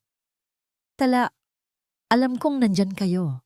Ang boses ni Renato ay umalingaw-ngaw mula sa itaas. Hindi na ito malambing, kundi puno ng isang nakakatakot na desperasyon. Ibigay niyo sa akin ang kwintas at baka hayaan ko pa kayong mabuhay para makita ang pagsikat ng araw bukas. Ibigay mo sa akin ang microchip na yan, Tala. Huwag mong pilitin na maging halimaw ako sa harap mo. Isipin mo ang anak natin. Isipin mo ang magiging kinabukasan niya kung mapupunta ang ama niya sa kulungan. Ang boses ni Renato ay nanginginig sa dilim, isang halong pakiusap at banta, na tila isang patalim na dahan-dahang idinidikit sa leeg ni Tala. Nakatayo siya sa gitna ng sala ng ancestral house. Ang tanging liwanag ay ang pasulput-sulpot na kislap ng kidlat mula sa labas na tumatagos sa mga bintanang kapis. Naramdaman ni Tala ang isang matinding lamig na dumadaloy sa kanyang mga ugat. Ang pagbanggit ni Renato sa kanilang anak, ang batang hindi pa isinisilang, ang buhay na dapat sana ay bunga ng pagmamahalan, bilang panakot ay ang huling pako sa kabaong ng kanyang pagtitimpi. Ang kanyang puso ay tila naging isang pirasong bato, matigas at wala nang nararamdamang awa. Huli na ang lahat para sa pagpapanggap, Renato, sagot ni Tala. Ang kanyang tinig ay walang panginginig, kasing lalim at kasing tatag ng kailaliman ng dagat Cebu. Ang halimaw ay matagal nang nakatira sa loob mo. Ngayon ko lang napagtanto na ang lalaking minahal ko ay isang anino lamang na nilikha ng iyong kasakiman. Sa isang iglap, bumukas ang mga ilaw sa buong bahay. Hindi si Renato ang may kontrol sa switch, kundi si Mateo na nakatayo sa dulo ng pasilyo, kasama ang ilang mga opisyal ng barangay at mga pulis. Na kanina pa nakikinig sa dilim, ang mukha ni Renato ay naging kasing puti ng abo. Ang kanyang mga mata ay malaking bumuka sa takot habang nakatingin sa microchip na mahigpit na hawak ni Tala. Sa labas, ang tunog ng mga paputok para sa fiesta ay nagsimula ng umalingaw-ngaw, isang masayang ingay na kabaligtaran ng tahimik na paghatol sa loob ng silid. Kinaumagahan, sa gitna ng plaza ng Cebu kung saan nagtitipon ang lahat para sa pinaka-inaabangang pagdiriwang, itinayo ni Tala ang isang malaking screen sa tabi ng entablado. Akala ng lahat ay bahagi ito ng presentasyon para sa bagong proyekto ng lungsod. Naroon si Renato at Cielo sa gilid, pilit na nagtatago sa likod ng mga peking ngiti, hindi alam na ang bitag ay nakahanda na para sa kanilang huling hantungan. Nang magsimulang maglaro ang video mula sa microchip, natahimik ang buong bayan. Hindi ito plano ng gusali. Iyon ay isang nakatagong CCTV footage mula sa ancestral house. 10 taon na ang nakalilipas. Ang gabi kung saan hinalikan ni Cielo si Renato sa tapat mismo ng kwarto ng may sakit na ama ni Tala, habang pinag-uusapan nila ang paghahalo ng lason sa gamot nito. Isang patak na lang, Renato, at mawawala na ang hadlang sa atin. Mapupunta na sa atin ang kumpanya. At si Tala, hahayaan nating maging bulag siya sa pag-ibig sa'yo hanggang sa makuha natin ang huling sentimo niya. Ang boses ni Cielo sa video ay malinaw, puno ng kamandag na tila narinig ng buong mundo. Ang bulong-bulungan sa paligid ay naging isang malakas na hiyaw ng galit. Ang hiya o kahihiyan na kinatatakutan ng bawat Pilipino ay bumagsak sa balikat ni Renato at Cielo nang sabay-sabay. Mga hayop kayo, sigaw ng isang matandang babae mula sa madla. Pinatay niyo ang taong tumulong sa inyo. Mabilis na lumapit ang mga pulis kay Renato. Renato Santos, arestado ka sa kasong estafa at indirect murder. Sa gitna ng kaguluhan, nakita ni Tala si Cielo na dahan-dahang umaatras patungo sa dilim ng isang eskinita. Ang mukha ng kanyang pinsan ay puno ng isang mabangis na desperasyon. Hindi na ito ang magandang Cielo. Ang kanyang mukha ay tila naging isang maskara ng purong kasamaan. Hinding-hindi niyo ako mahuhuli. Sigaw ni Cielo bago siya tuluyang tumakbo patungo sa dalampasigan kung saan naghihintay ang isang maliit na bangka. Ngunit ang karma ay hindi natutulog. Sa kanyang pagmamadali, nakalimutan ni Cielo ang isang bagay na mas mahalaga kaysa sa kanyang kalayaan.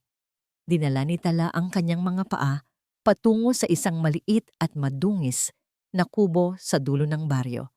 Ang lugar na sinasabi ni Mateo na pinagtataguan ni Cielo. Nang itulak niya ang pinto, sinalubong siya ng isang amoy ng luma at sakit. Doon, sa ibabaw ng isang manipis na banig, nakahiga ang isang batang lalaki na tila 7 taong gulang pa lamang, si Junjun. Ang bata ay nanginginig sa matinding lagnat, ang kanyang mga labi ay nangingitim na sa tuyot. Sa tabi niya ay may isang bote ng tubig na walang laman at isang piraso ng papel na may sulat kamay ni Cielo. Patawarin mo ako, Junjun. Kailangan kong iligtas ang sarili ko. Magiging pabigat ka lang sa akin sa pagtakas ko. Naramdaman ni Tala ang isang matalim na kirot sa kanyang puso na mas masakit pa sa pagkakanulo ni Renato. Ang galit niya kay Cielo ay biglang nahaluan ng isang matinding awa para sa batang walang kamalay-malay na iniwan ng sariling ina sa gitna ng bingit ng kamatayan. Lumuhod si Tala sa tabi ng bata. Ang kanyang nanginginig na kamay ay dahan-dahang humawak sa mainit na noo ni Junjun. Ang bata ay bahagyang dumilat, ang kanyang malalabo at mapupungay na mata ay nakatingin kay Tala na tila isang anghel sa gitna ng kanyang dilim.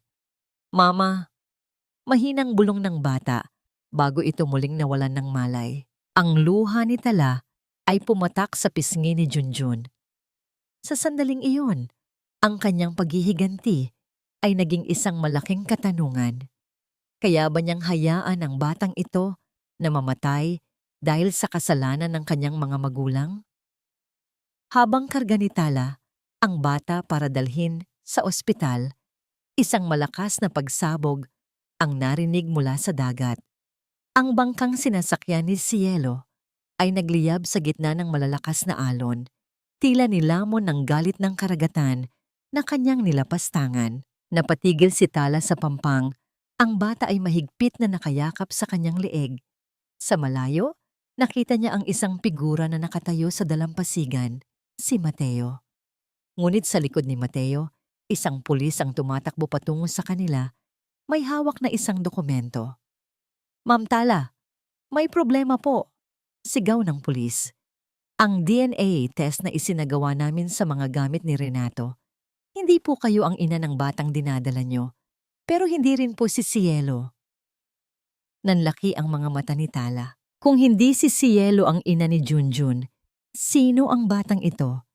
At bakit siya ginamit ni Cielo para maging bahagi ng kanyang plano?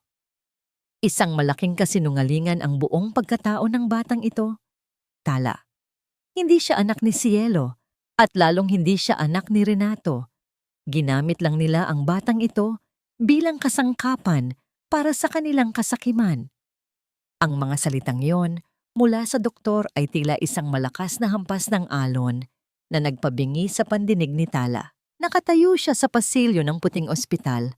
Ang kanyang mga kamay ay puno pa rin ng tuyong putik at bahid ng dugo mula sa pagligtas kay Junjun. Sa likod ng salamin ng intensive care unit, nakikita niya ang maliit na katawan ng bata na pinalilibutan ng mga tubo at aparato. Bawat hininga nito ay isang mahirap na pakikipagbuno sa kamatayan. Naramdaman ni Tala ang isang matinding puyo ng emosyon sa kanyang dibdib. Galit, pandidiri, at isang nakapanlulumong awa. Ang naisip niyang bunga ng pagtataksil ay isa palang biktima ng mas malalim na krimen. Ninakaw ni Cielo at Renato ang kinabukasan ng isang inosenteng bata para lamang mapagtakpan ang kanilang mga kasinungalingan at makuha ang pera ng kanyang pamilya. Dahan-dahang napasandal si Tala sa malamig na pader ng ospital. Ang kanyang tuhod ay nanginginig. Ang kanyang paningin ay lumalabo sa mga luhang hindi na niya kayang pigilan. Ang bawat tibok ng kanyang puso ay tila isang mabigat na hakbang sa isang madilim na daan na wala ng katapusan. Paano nagagawang sikmurain ng isang tao na saktan ng isang batang walang laban? Tala, huminga ka. Narito ako. Naramdaman niya ang matitigas at mainit na mga braso ni Mateo na yumakap sa kanya mula sa likuran. Hindi ito isang yakap ng pagnanasa, kundi isang yakap ng proteksyon Isang angkla sa gitna ng nagngangalit na bagyo ng kanyang buhay. Ang amoy ng ulan at kape na laging dala ni Mateo ay nagbigay sa kanya ng kahit kaunting lakas upang manatiling nakatayo. Mateo? Bakit? Bulong ni Tala sa gitna ng kanyang hikbi. Bakit kailangang maging ganito kalupit ang mundo? Ang batang yon, wala siyang kasalanan. Wala siyang kinalaman sa dumi ng mga magulang niya, na hindi naman pala niya tunay na magulang. Inaalam na ng mga awtoridad ang tunay na pinagmulan ni Junjun. Mahinahong sagot ni Mateo habang dahan-dahang hinahaplos ang buhok ni Tala. Lumalabas sa investigasyon na kinuha ni Cielo ang bata mula sa isang mahirap na komunidad sa labas ng Cebu, kapalit ng isang halagang hindi man lang sapat para pambili ng dangal. Ginamit niya ang bata para selyuhan ang relasyon nila ni Renato at para magkaroon ng dahilan na hingi ng trust fund mo. Isang matinding panginginig ang dumaan sa buong katawan ni Tala. Ang irony ng sitwasyon ay tila isang kutsilyong dahan-dahang hinihiwa ang kanyang puso. Ang batang kinabukasan niya, ang batang inakala niyang sisira sa kanyang dangal, ay siya palang pinakamalaking biktima ng lahat. Sa gitna ng katahimikan ng madaling araw sa ospital, lumapit si Tala sa bintana ng ICU. Itinapat niya ang kanyang palad sa salamin, eksaktong tapat sa maliit na kamay ni Junjun na may nakatusok na suwero. Sa sandaling iyon, ang lahat ng pait at galit niya para kay Renato at Cielo ay tila natunaw at napalitan ng isang banal na pangako. Hindi kita iiwan, Junjun. Bulong niya, ang kanyang hininga ay naglikha ng hamog sa salamin.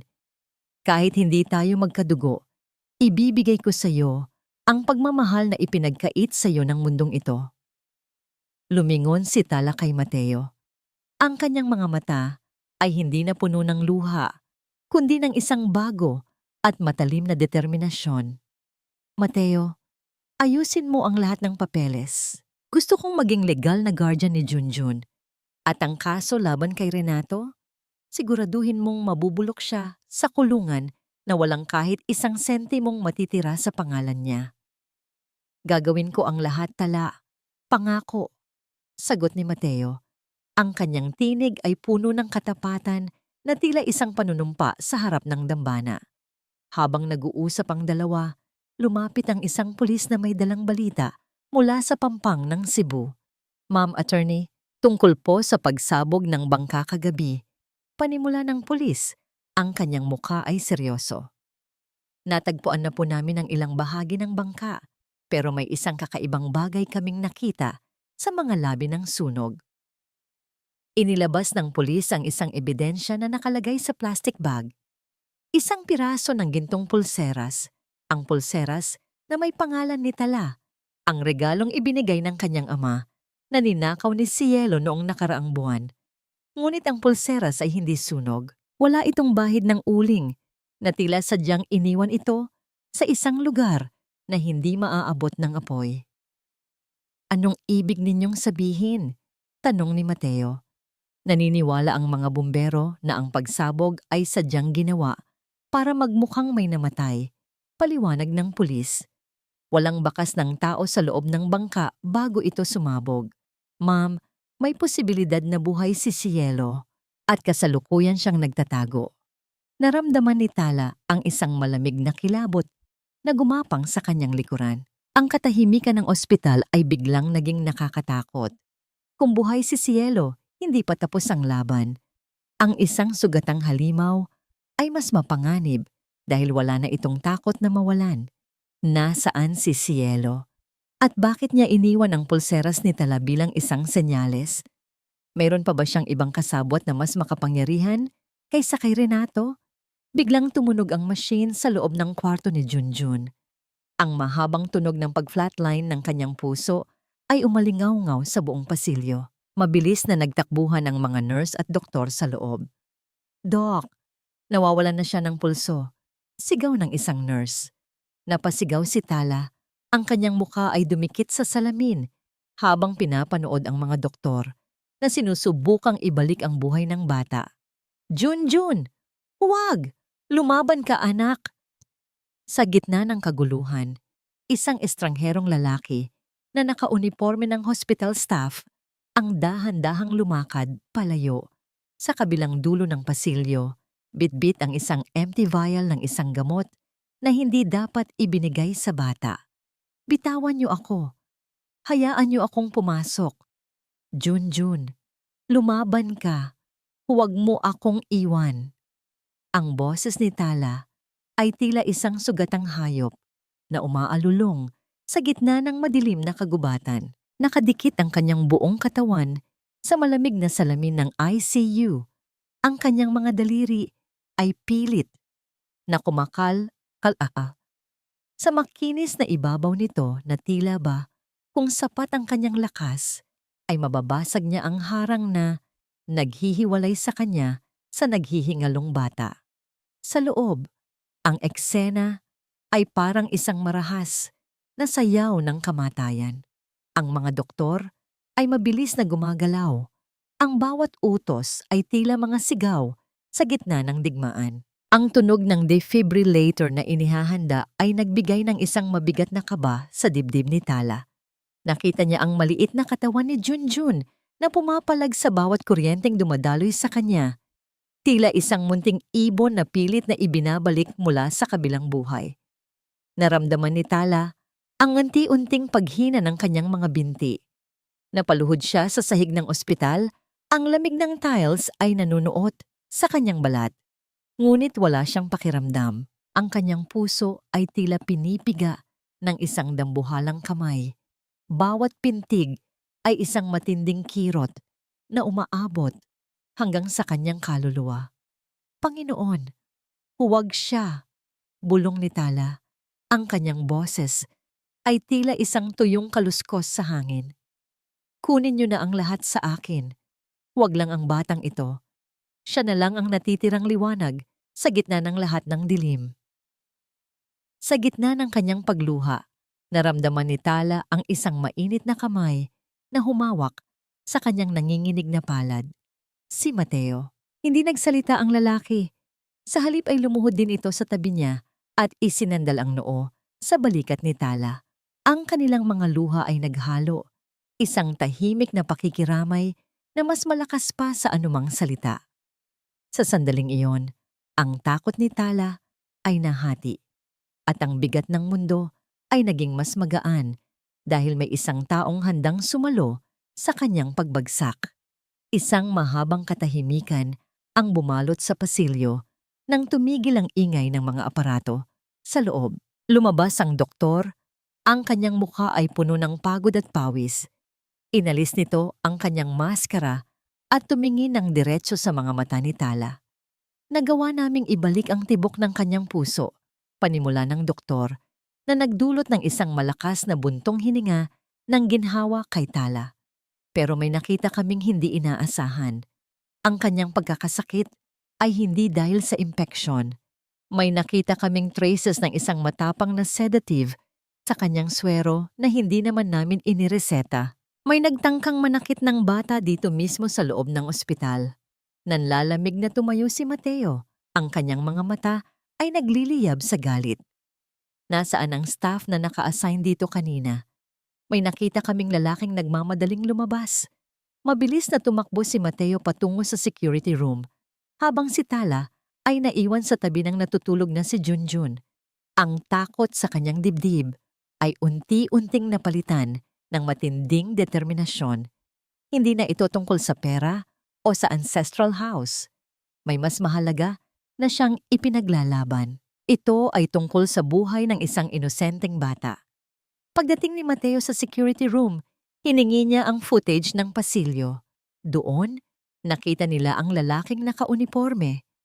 Napatigil ang tibok ng puso ni Mateo habang nakatitig sa screen ng monitor.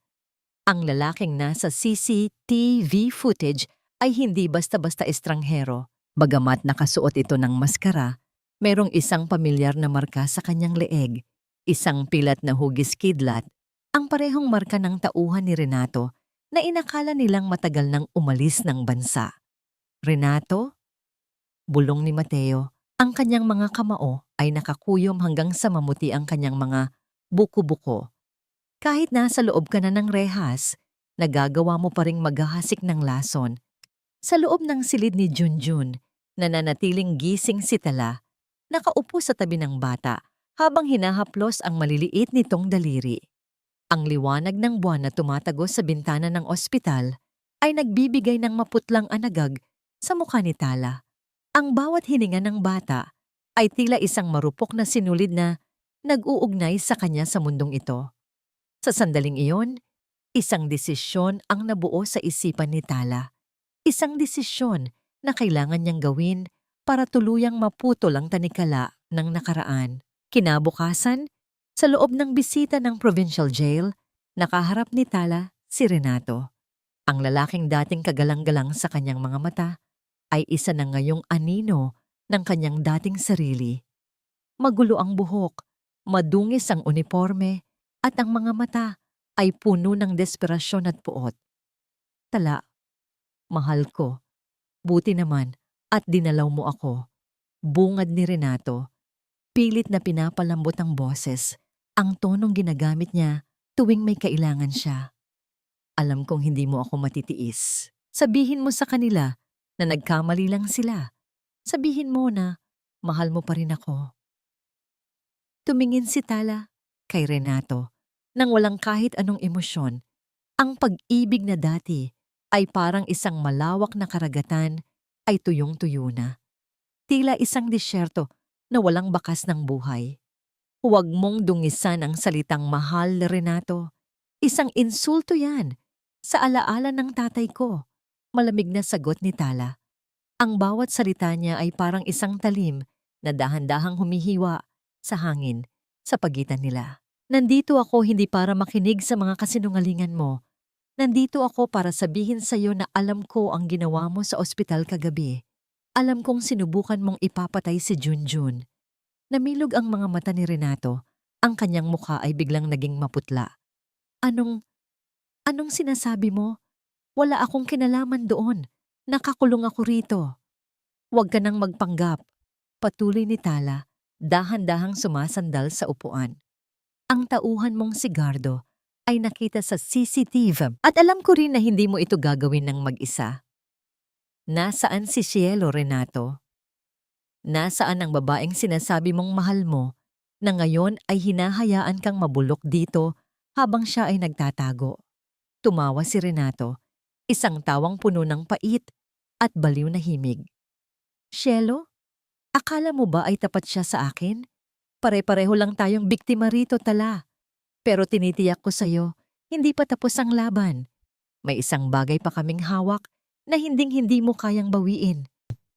Bago tumayo si Tala, inilabas niya ang isang maliit na sapatos ng bata. Ang sapatos ni Junjun na naiwan sa ancestral house. Inilapag niya ito sa tapat ng salaming naghihiwalay sa kanila. Ito ang huling alaala mo sa bata, Renato. Dahil mula sa araw na ito, hindi mo na siya makikita. At kapag lumabas ang hatol sa iyo, tinitiyak ko na bawat gabi ay maririnig mo ang iyak ng batang sinubukan mong paslangin. Nang lumabas si Tala mula sa kulungan, sinalubong siya ni Mateo. Ang init ng sikat ng araw sa Cebu ay dumampi sa kanyang mukha, tila sinusubukang tunawin ang ginaw na dala ng kanyang pakikipag-usap kay Renato.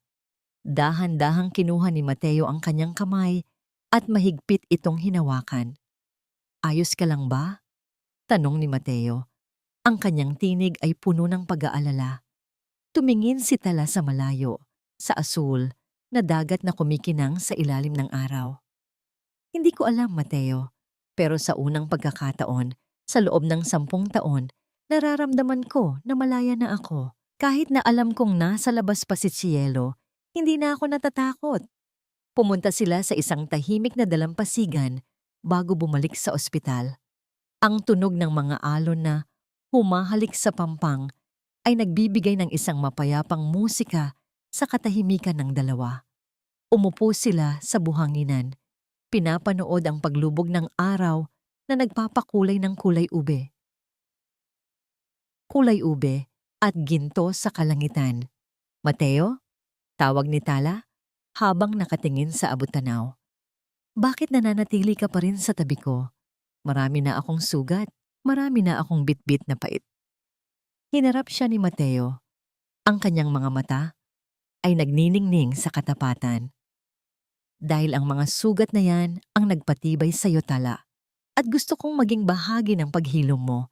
Hindi dahil sa utang na loob sa tatay mo, kundi dahil ikaw ang arkitekto ng puso ko, noon pa man.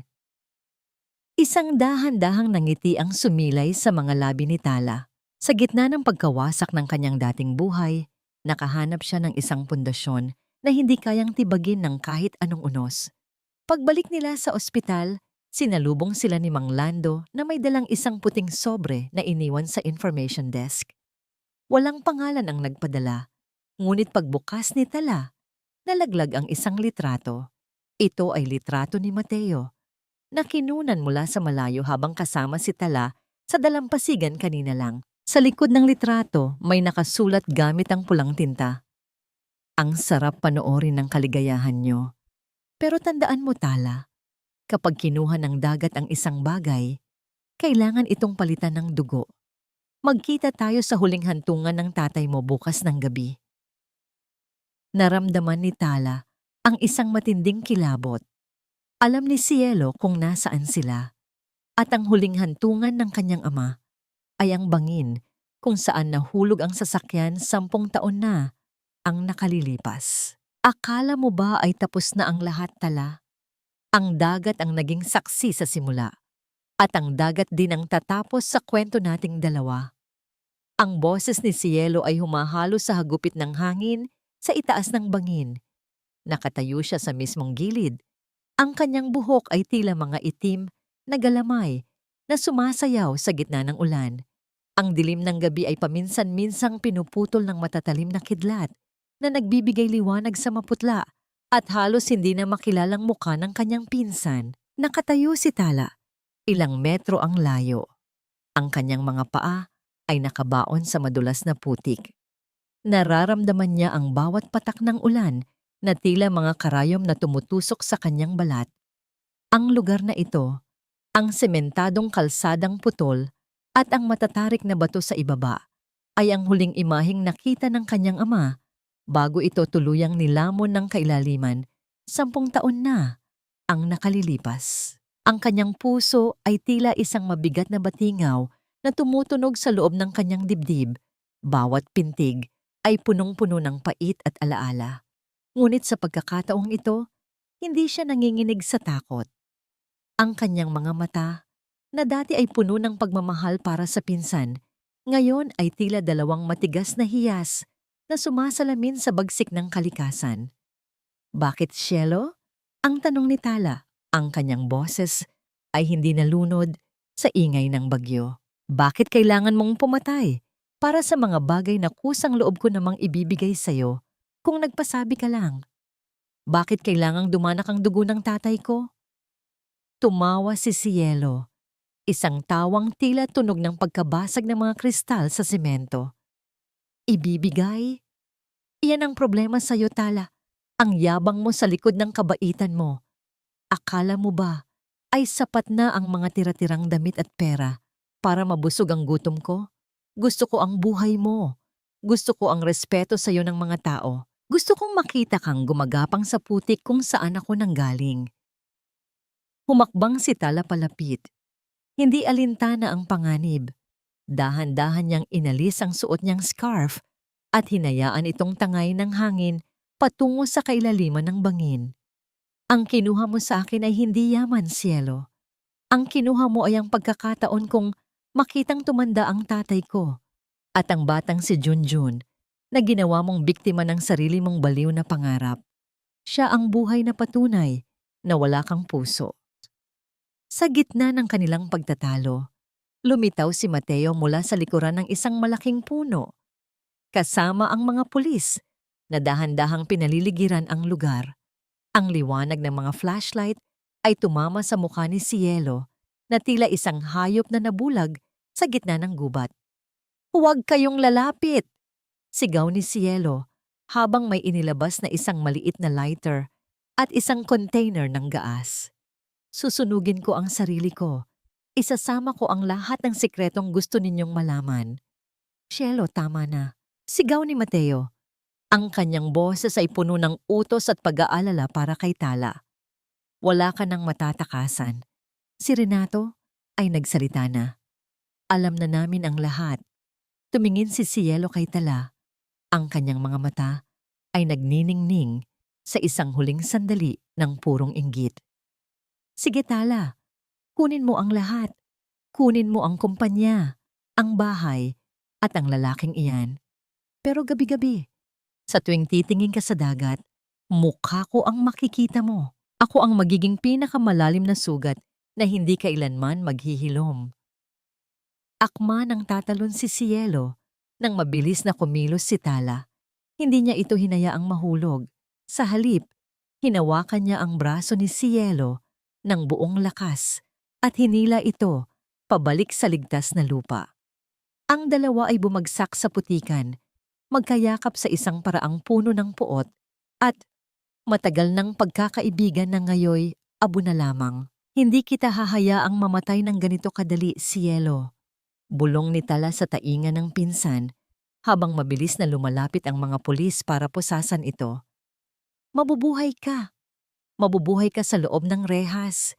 Iniisip ang bawat segundo kung paano mo itinapon ang tanging pamilyang nagmahal sa iyo. Iyan ang magiging impyerno mo. Nang mailayo na si Cielo, naramdaman ni Tala ang biglang pagbitiw ng lahat ng kanyang lakas. Napaupo siya sa basang kalsada. Ang kanyang mga balikat ay yumayanig sa bawat hikbi na 10 taon niyang kinimkim. Ang ulan ay tila nagiging isang mainit na haplos, hinuhugasan ng dumi at dugo mula sa kanyang pagkatao. Dahan-dahang lumapit si Mateo at binuhat siya mula sa putikan. Isinandal ni Tala ang kanyang ulo sa dibdib ng lalaki. Nararamdaman ang matatag na tibok ng puso nito na tila isang pangako ng bagong bukas. Tapos na, Tala. Bulong ni Mateo. Malaya ka na. Tumingin si Tala sa direksyon ng dagat. Ang mga alon ay uwant-unti ng kumakalma. Sa malayong abot-tanaw, ang unang sinag ng bukang liwayway ay nagsisimulang gumuhit sa kalangitan. Isang manipis na guhit ng ginto sa gitna ng kadiliman. Habang papaalis sila sa lugar, tumunog ang telepono ni Mateo. Isang tawag mula sa ospital. Attorney Mateo, si Junjun po. Ang boses ng nurse ay nanginginig sa kabilang linya. Nagising na po siya. Pero may hinahanap siyang isang tao na hindi namin inaasahan. Isang pangalan na matagal nang ibinaon sa limot ng pamilya ni Ma'am Tala. Napatigil si Tala sa paglalakad.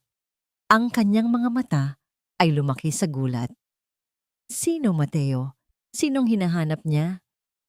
Ang iyong ina. Tala? Sagot ni Mateo. Ang kanyang mukha ay puno ng bagong misteryo. Sabi ng bata, ang nanay daw niya ang nagdala sa kanya rito sa Cebu. At ang nanay niya ay hindi si Cielo. Naramdaman ni Tala ang isang bagong kaba. Kung hindi si Cielo at kung ang kanyang ina ay matagal nang pumanaw. Sino ang babaeng tinutukoy ni Junjun? Lumipas ang 3 taon. Ang dagat sa Cebu, na dati ay saksi sa mga lihim at hapdi, ay tila isang malawak na salamin na ngayon nagpapakita lamang ng payapang asul na kalangitan. Ang ancestral house, na dati ay amoy amag at puno ng anino ng pagkakanulo, ay muling nabuhay. Ang bawat hamba ng pinto ay muling kinulayan. Ang mga bintanang kapis ay nagniningning sa ilalim ng sikat ng araw. At ang hangin sa loob ay hindi na amoy lason, kundi amoy ng sariwang sampagwita at malinis na alat ng dagat. Nakatayo si Tala sa balkonahe. Pinapanood ang 2 bata na nagtatakbuhan sa puting buhanginan sa ibaba. Si Sofia ang kanyang panganay at si Junjun. Ang batang inakala ng lahat ay isang sumpa ay naging pinakamalaking biyaya sa buhay ni Tala. Maayos na ang pangangatawan ni Junjun at ang takot sa kanyang mga mata ay napalitan na ng purong kagalakan. Nalaman nila ang katotohanan. Si Junjun ay anak ng isang malayong kamag-anak ni Renato na pumanaw na. at sadyang ninakaw ni na Cielo para gamiting kasangkapan. Ang pangalan na hinahanap ni Junjun noong siya ay nagising sa ospital ay ang pangalan ng yumaong ina ni Tala, si Maria. Sa kanyang panaginip noong siya ay nasa pagitan ng buhay at kamatayan, isang babaeng maputi ang nagpakita sa kanya at sinabing, "Gising na anak, naghihintay ang bago mong mama." "Mama, look! Nakahuli kami ng maliit na crab."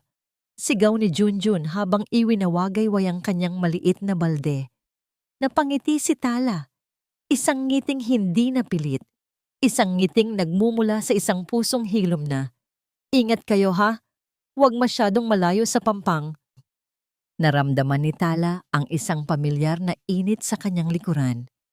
Isang pares ng matitigas na braso ang dahan-dahang yumakap sa kanyang baywang at isang baba ang pumatong sa kanyang balikat.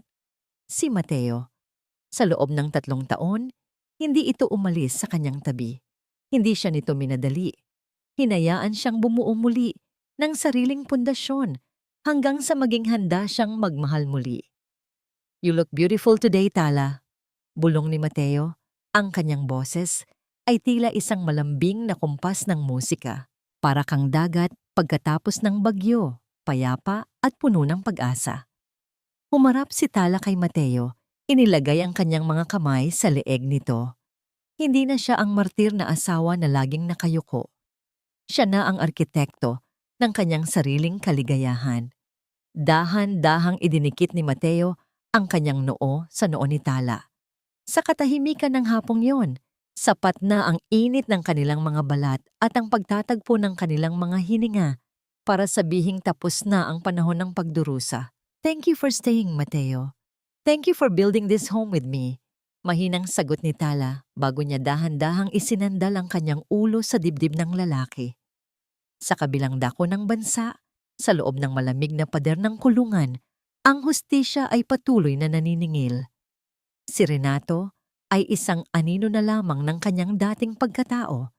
Gabi-gabing binabangungot ng mga kasalanang hindi niya kayang bayaran. Si Cielo naman, bagamat buhay, ay tuluyan ng nilamon ng sarili niyang kadiliman sa loob ng isang pasilidad para sa mga may sakit sa pag-iisip.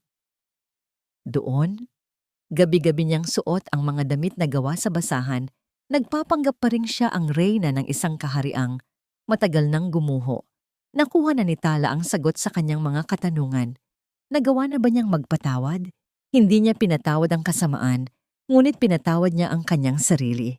Pinatawad niya ang kanyang nakaraan dahil sa pagiging bulag at pinalaya niya ang kanyang puso mula sa tanikala ng puot.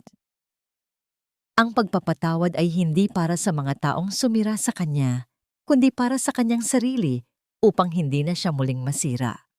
Ang kapayapaan para sa kanya ay hindi ang kawalan ng problema, kundi ang kakayahang tumayo sa gitna ng dalampasigan at hindi na matakot sa bawat alon na darating. Ang kanyang ancestral house ay hindi na lamang gusali. Ito ay naging simbolo ng kanyang muling pagkabuhay. Ang aral na iniwan ni Tala sa lahat ng nakasaksi sa kanyang kwento ay simple lamang. Ang pinakamagandang gusaling maaari mong itayo sa buong buhay mo ay hindi yari sa bato o semento, kundi yari sa katatagan ng iyong kaluluwa. Ang dagat ay maaring mag-iwan ng mga sugat, ngunit ang parehong dagat din ang maghuhugas sa mga ito hanggang sa ang matira na lamang ay ang kinang ng iyong bagong simula. Tumingin si Tala sa huling pagkakataon sa abot-tanaw. Ang araw ay dahan-dahang lumulubog, nag-iiwan ng kulay rosas na bakas sa langit. Hawak ang kamay ni Mateo at kasama ang mga batang nagbibigay ng bagong kahulugan sa kanyang buhay. Alam ni Tala na ang mga sugat ng dagat ay naging mga pilat na lamang ng tagumpay. Malaya na siya. At sa wakas, siya ay nasa tahanan na. Ang mga sugat ng dagat ay naglaho na, kapalit ng isang bukas na puno ng liwanag. Maraming salamat sa inyong pakikinig at pananatili hanggang sa huling sandali ng kwentong ito. Isang malaking karangalan para sa akin ang makasama kayo sa paglalakbay ni Tala mula sa kadiliman patungo sa kanyang bagong simula. Habang binubuo ko Ang bawat salita sa nobelang ito, lalo na sa mga sandali ng matinding pait at pagkakanulo, tila ako mismo ang nakaramdam ng bigat ng bawat patak ng ulan sa Cebu. May mga gabi na nanginginig ang aking mga kamay sa pagsusulat dahil ang kwentong ito ay hinango ko mula sa mga tunay na karanasan at mga kwento ng katatagan ng mga kababaihang aking nakilala. Hindi madali ang harapin ang sariling sugat, ngunit tulad ni Tala, natutunan nating lahat na ang pinakamadilim na gabi ay naghahanda lamang sa atin para sa pinakamagandang pagsikat ng araw. Naway nagsilbi itong munting binhi ng pag-asa na itatanim ninyo sa inyong mga puso.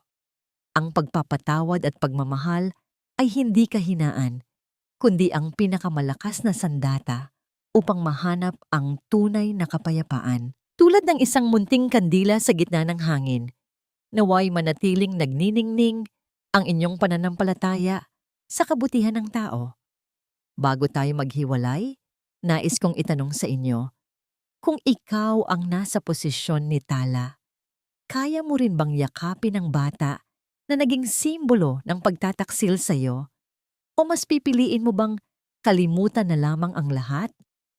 Napaka-interesante na malaman ang inyong pananaw tungkol sa hangganan ng pagpapakasakit ng isang babae. Sana ay nagustuhan ninyo ang ating nobela. Ibahagi ang inyong mga komento at damdamin sa ibaba. Huwag din kalimutang i-like at i-share ang video na ito para maabot pa natin ang ibang nangangailangan ng kwento ng pag-asa. Maraming salamat muli at hanggang sa muli nating pagkikita sa susunod na obra ng puso. Ang mga sugat ng dagat ay naglaho na, kapalit ng isang bukas na puno ng liwanag. Maraming salamat sa inyong pakikinig at pananatili hanggang sa huling sandali ng kwentong ito. Isang malaking karangalan para sa akin ang makasama kayo sa paglalakbay ni Tala mula sa kadiliman patungo sa kanyang bagong simula. Habang binubuo ko ang bawat salita sa nobelang ito, lalo na sa mga sandali ng matinding pait at pagkakanulo, tila ako mismo ang nakaramdam ng bigat ng bawat patak ng ulan sa Cebu. May mga gabi na nanginginig ang aking mga kamay sa pagsusulat. Dahil ang kwentong ito ay hinango ko mula sa mga tunay na karanasan at mga kwento ng katatagan ng mga kababaihang aking nakilala. Hindi madali ang harapin ang sariling sugat, ngunit tulad ni Tala, natutunan nating lahat na ang pinakamadilim na gabi ay naghahanda lamang sa atin para sa pinakamagandang pagsikat ng araw. Naway nagsilbi itong munting binhi ng pag-asa na itatanim ninyo sa inyong mga puso. Ang pagpapatawad at pagmamahal ay hindi kahinaan, kundi ang pinakamalakas na sandata upang mahanap ang tunay na kapayapaan.